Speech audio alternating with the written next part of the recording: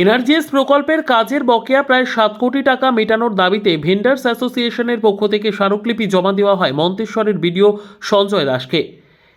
NRGS প্রকল্পের কাজের বকেয়া কয়েক কোটি টাকা পাওনা না মেলার অভিযোগে মন্তেশ্বর ব্লক ভেন্ডার্স অ্যাসোসিয়েশনের পক্ষ থেকে আজ দুপুরে মন্তেশ্বরের বিডিও সঞ্জয় দাসকে স্মারকলিপি দেওয়া হয়।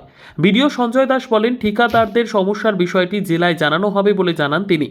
এই দিন মন্তেশ্বর ব্লকের প্রায় 50 জন ঠিকাদাররা বিডিও অফিসের মোড় থেকে একটি মিছিল করে মন্তেশ্বর ব্লক কার্যালয়ের সামনে জড়ো হন। জেলার ভেন্ডার্স অ্যাসোসিয়েশনের সম্পাদক শেখ পারভেজ উদ্দিন ও মন্তেশ্বর ব্লক সম্পাদক কবির রহমান মিয়া আমির খানরা জানান, মন্তেশ্বর ব্লকের 13টি গ্রাম পঞ্চায়েতের প্রায় 50 জন ঠিকাদার এনআরজিএস প্রকল্পে গ্রামীণ এলাকায় বিভিন্ন কাজ করেছেন। তাদের মোট পাওনা টাকার পরিমাণ প্রায় 7 থেকে 8 কোটি টাকা বলে জানান তারা।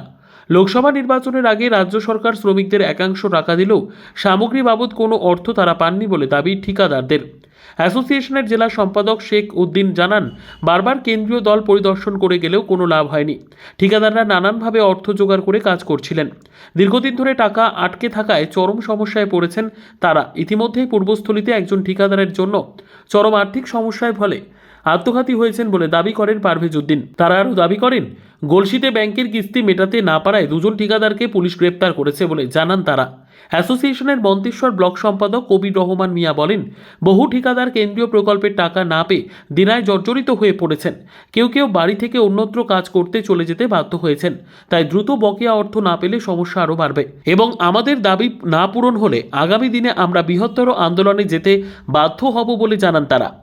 বর্ধমান জেলা ভেন্ডার্স অ্যাসোসিয়েশনের সম্পাদক শেখ পারভেজ উদ্দিন আমাদের জানালেন, আমরা পূর্ব বর্ধমান ডিস্ট্রিক্ট ভেন্ডার্স অ্যাসোসিয়েশনের পক্ষ থেকে আজকে মন্তেশ্বর ব্লকে একটা ডেপুটেশন দিতে এসেছিলাম বিডিও স্যার।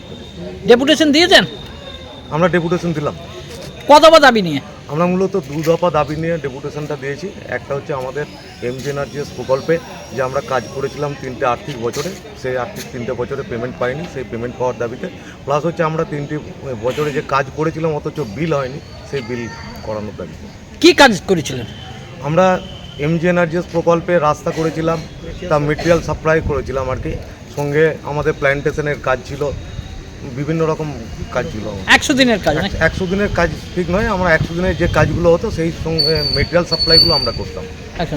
তা আপনাদের এই ব্লকেরই কাজ সব? হ্যাঁ, এই ব্লকেরই টোটাল আমাদের ভেন্ডার্সরা আছে, এই ব্লকের কাজগুলি করেছিলাম, সেই জন্য ব্লকেই ডেপুটেশন দিয়ে গেলাম। কত টাকা বাকি আছে এই ব্লকের আপনাদের? প্রায় 5 কোটি টাকার কাছাকাছি বাকি আছে।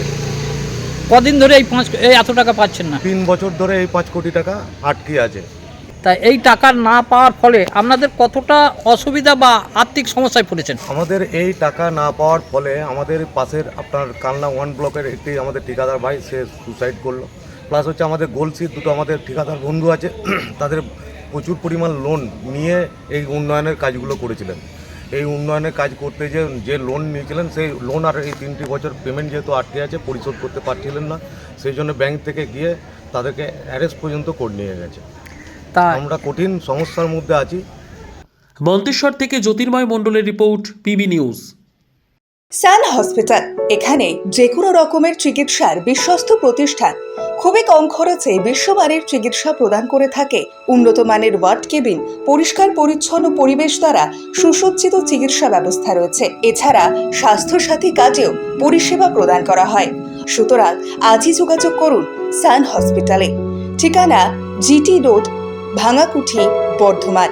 ফোন নাম্বার মনে রাখবেন 9434188262 অথবা 83730954222।